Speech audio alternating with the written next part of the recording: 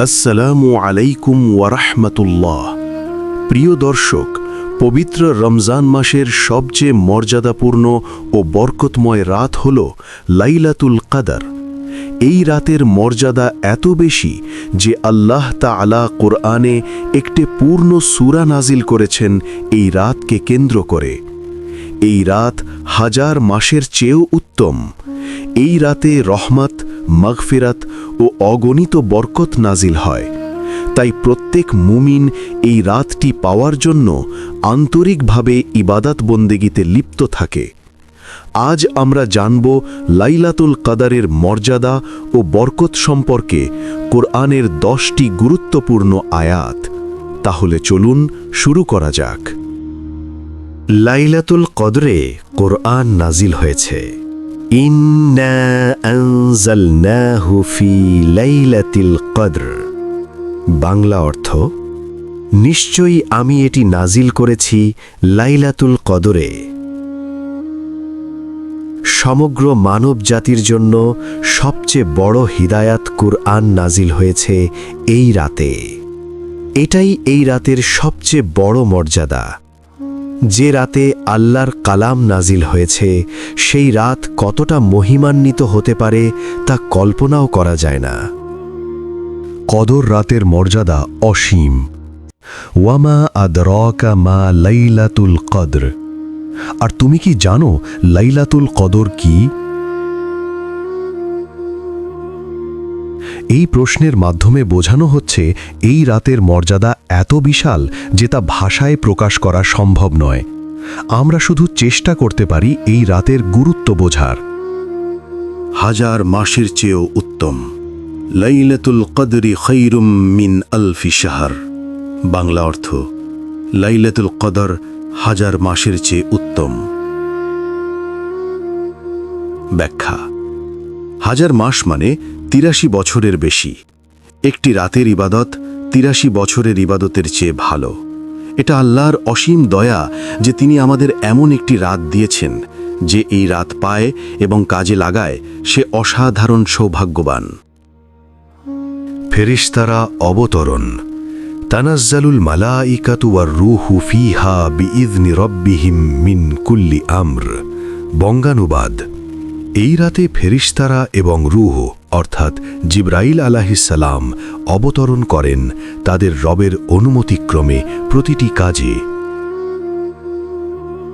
ব্যাখ্যা: লাইলাতুল কদরে পৃথিবী ফেরেশতায় ভরে যায়। জিবরাইল আলাইহিস সালাম নিজে এই রাতে নামেন।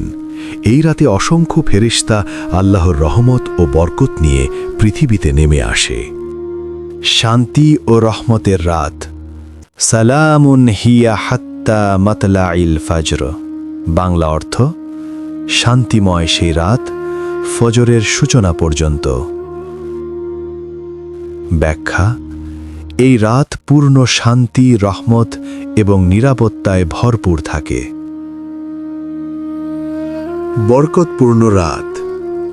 ইন্না আনজালনাহু ফি লাইলাতিম মুবারাকাহ ইন্না কুন্না মুনজিরিন। বাংলা অর্থ, নিশ্চয়ই আমি এটি নাজিল করেছি বরকতময় রাতে। নিশ্চয়ই আমি সতর্ককারী। ব্যাখ্যা: এই আয়াতে আল্লাহ এই রাতকে বরকতময় রাত হিসাবে উল্লেখ করেছেন। ৭. ভাগ্য নির্ধারণের রাত। ফিহা ইউফরাকু কুল্লু আমরিন হাকিম। বাংলা অর্থ, এ রাতে প্রতিটি প্রজ্ঞাপূর্ণ বিষয় স্থির করা হয়।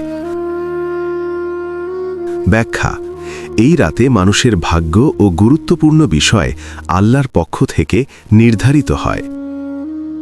লাইলাতুল কদর রমজানের মধ্যেই আছে।